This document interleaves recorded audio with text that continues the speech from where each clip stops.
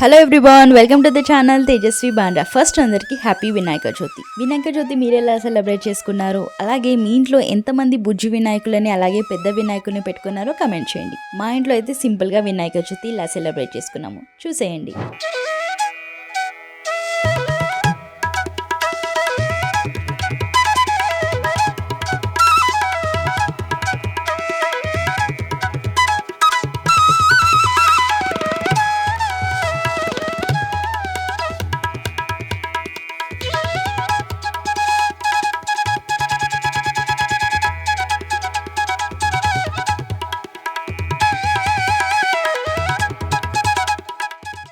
First అయితే పూజ కోసం కొన్ని ఫ్లవర్స్ అన్నీ ఒక ప్లేట్లోకి తీసుకుంటున్నాను అనమాట.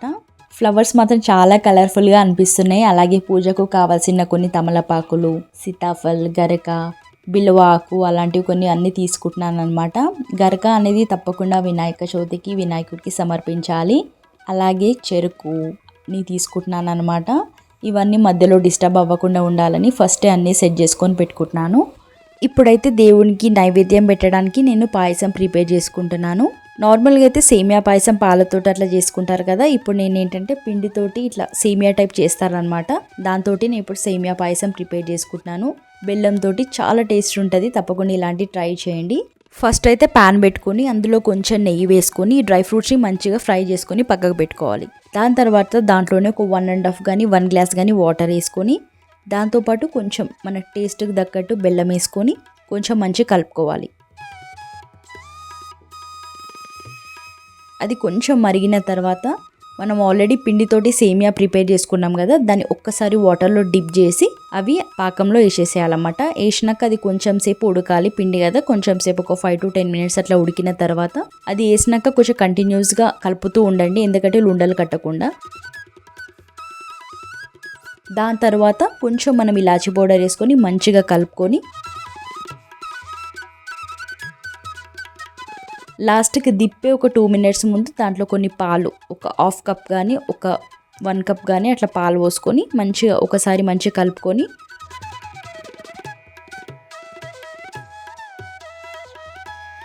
ఒక 2 minutes బాయిల్ అయినాక దింపేసుకోవాలంతే.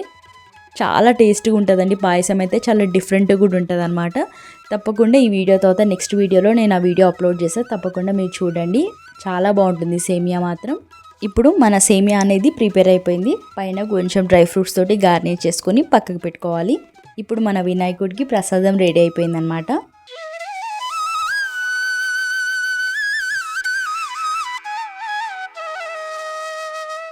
కొన్ని ఆకుకూరలతోటి పప్పు కానీ కూర కానీ చేసి నైవేద్యం పెడతారు కదా. ఇప్పుడు నేను పప్పులో ఆకుకూరలు కొన్ని వేసి పప్పు చేస్తున్నాను అన్నమాట దేవుడికి నైవేద్యం కోసం.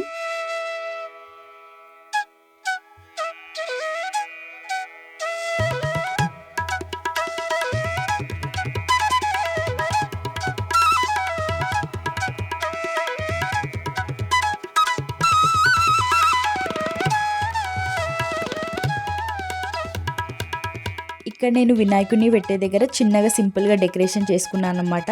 చాలా తొందరగా అయిపోయింది, చాలా మంచిగా కూడా కుదిరింది అన్నమాట సింపుల్గా. ఇప్పుడు పూజ స్టార్ట్ చేసుకోవాలి.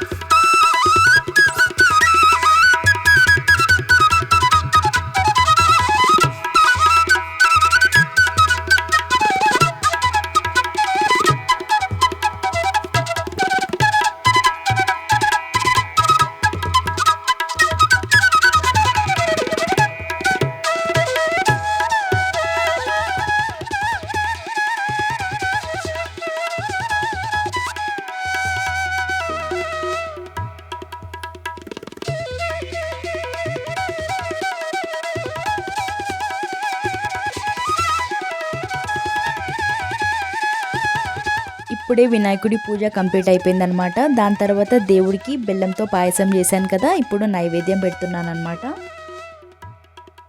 ఇలా పూజ అయితే కంప్లీట్ అయిపోయింది.